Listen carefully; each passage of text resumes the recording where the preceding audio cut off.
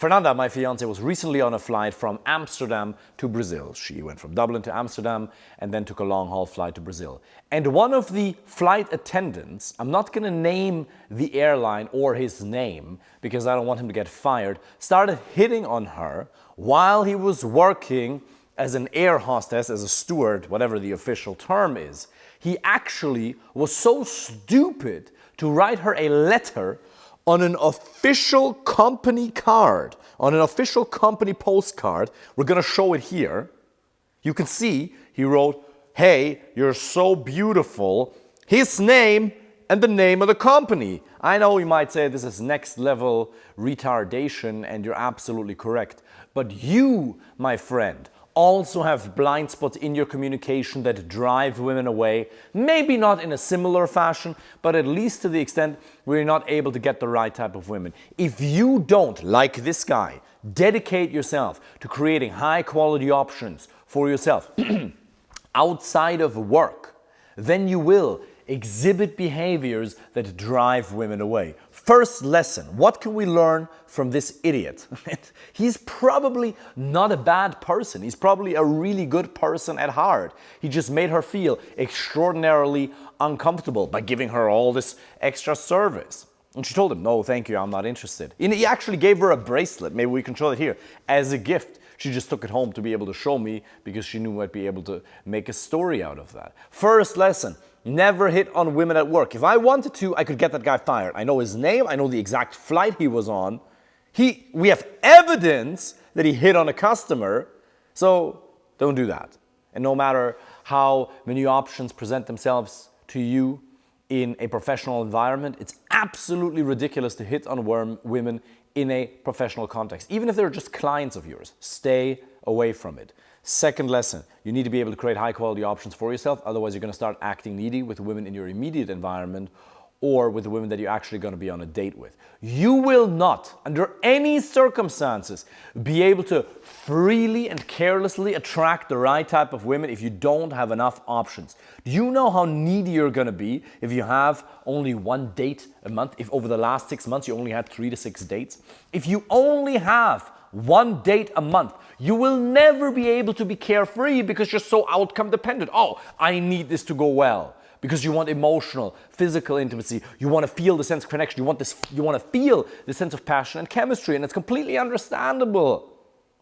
So, take online dating serious. It's not neuroscience. Yes, it takes a couple of months to develop that skill set. It doesn't happen from today to tomorrow. Because of the last 30, 40, 50 years, you've developed certain habits of thinking, feeling, and acting. You have certain blind spots in your communication that need to be eroded. Again, apply for a free initial consultation call if you want my help with that. But it's absolutely possible. Dedicate yourself to online dating. Dedicate yourself to meeting women in real life.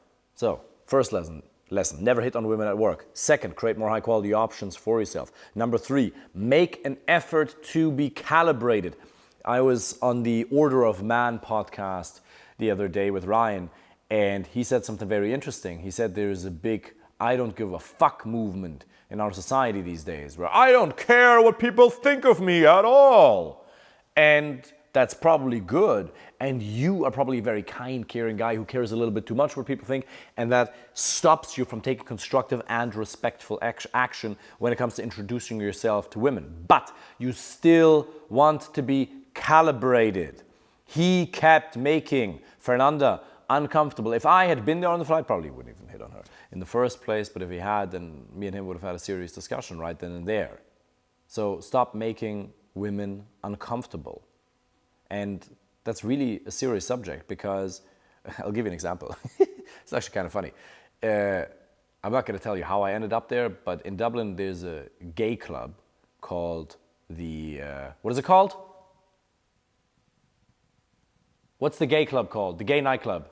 George. The George, thank you so much. There's a gay nightclub called the George. And I ended up there, I actually went there twice.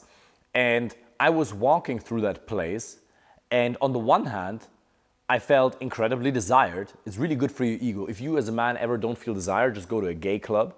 And because these guys don't hide their intentions at all. You'll feel like every second or every third guy wants to make love to you right then and there. So on the one hand, it boosts your ego, and I say that in a joking manner. But on the other hand, I also felt a little bit uncomfortable. I don't have no problem. I have close friends who are gay. That's not the issue at all. But the way they were looking at me, and some of them grabbed my ass, some of them were a little bit too forward in a way where it made me uncomfortable. And it was actually a really good lesson because it makes you empathetic towards what women go through. Attractive women. Everybody talks bad about attractive women. And yes, on the one hand, we should have a lot more empathy for men and the struggle men go through, 100%. But you also have to understand the struggle that women go through. It's not easy to have to say no 30 times in a night. Her default has to be a no. So when she's ever uncomfortable, you immediately back off. Now that doesn't mean that you should reject yourself before you even introduce yourself to her. You should absolutely introduce yourself if you see a woman that you find attractive. But if she's not interested in you, you leave her alone and you create space. And that's the fourth lesson we can learn if we're a little bit creative with the lessons that we want to derive from this funny little yet ridiculous story, which is you want to create space. If you want women to like you, you need to create space. If you just keep pushing and pushing and pushing, it won't work. If you have this one-itis, there's this one individual that I really want to have, and you keep chasing after her, the more you chase, the more she's going to run away. Via texting, if she says, well, I can't, you invite her for a date on a Saturday evening, and she simply says, I can't, ... And you then say, well, what about Sunday or Monday? And you keep chasing, she's going to run away. Instead, say, no worries. Follow up a week later. One more time. She gets 2 invites. If she, after the first invite, doesn't make a concrete counter-suggestion, that's it. She's done. She does not get a second chance. If then, on the second invite, she either says yes or she makes a concrete counter-suggestion, that's okay. Because we do have to understand attractive women have a lot of options. So I'm willing to make a second invite. That's absolutely fine. But at that point, you're done. Or rather, she's lost her opportunity to go on a date with you. If you're on a date with her, and this is a really cool example, you kiss her. You actually get to the point where after an hour, hour and a half, 2 hours, you kiss. What do most guys do? They're so excited about the fact that there's a little bit of intimacy because they're so deprived of female attention that they kiss and kiss and kiss, and they don't want to stop. And eventually she says, and she has to break the tension. Why would you not assume the burden of the responsibility of breaking the tension in a playful way? Here, you can just pull away and say, better kiss her than expected. And I'm not a big fan of lines. You know, I'm not a pickup artist. I'm very much about authentic and developing an authentic and genuine way of expressing your personality. But this one works really well, okay? Whenever you have a first kiss with a lady, you kiss her for 5 to 10 seconds, pull away, you look at her and you say, better kiss her than expected. And then she's either going to say, oh, thank you, which is pretty cool. Or she says, what is that supposed to mean? Or am I supposed to take that as a compliment? Or what does that mean? Did you think I wasn't going to be a good kisser? And you say, no, just take it as a compliment in life. I just like to be stoic. If you have low expectations, you'll always be happy. But most men can't create that playful space to create a degree of teasy flirtatiousness. It's exactly what you do with your best male friends. The people that you feel most comfortable with in life, you feel comfortable teasing, having banter, having a degree of playfulness. But with women, all of a sudden, you get super stiff and you're a steward on an airline and you give her a bracelet and you write her a card with a company postcard with a company name at the bottom of it and you tell her she's beautiful and you risk your job. He should be grateful that I don't want to get his ass fired because I have no interest, because he just made a mistake. That's fine. Now, you probably, if you're watching this, most of the men who watch this, you probably have a higher profile job or you're a business operator. But that doesn't mean that you're in any less danger of running into these opportunities for meeting women in a professional context, which can come to bite you in the ass. If you want to meet women at networking events, that's a little bit of a gray zone in between. That's okay, but I actually have a Reels on my Instagram where I talk about that in detail. It's very important that, well, why not expand on that for a second here? If you're at a business networking event, let's say you go into an industry, you're in a particular industry, other people are at this particular event as well.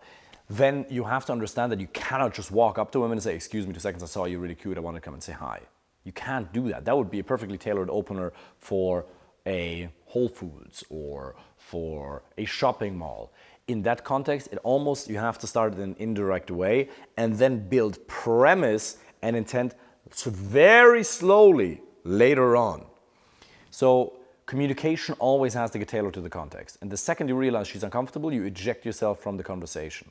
It's super important that you create high quality options for yourself and you don't act like a fucking creep. Now, what's the definition of a creep? One, a lack of calibration. Second, he doesn't understand a no. If you can't understand a no, or you just don't accept a no and you keep chasing, or you just approach women in a non-tailored way, then obviously you're gonna get bad results. Oh, I don't know why women lost interest in me after the second, third, or fourth day. Now you might say to yourself, David, I would never do something that ridiculous. If you don't have the right girlfriend, life partner, or wife right now, there's mistakes you're making in your communication at this point in time. Blind spots, things you don't even know that you don't know. If you could have done it already by yourself, you would have done it already. You can keep wasting time the next 5, 10, 15 years. Get your first divorce, your second divorce. Waste an amazing amount of time and energy and resources, or you simply apply for a free initial consultation call and you let me help you with it. It's your choice. I wish you all the best.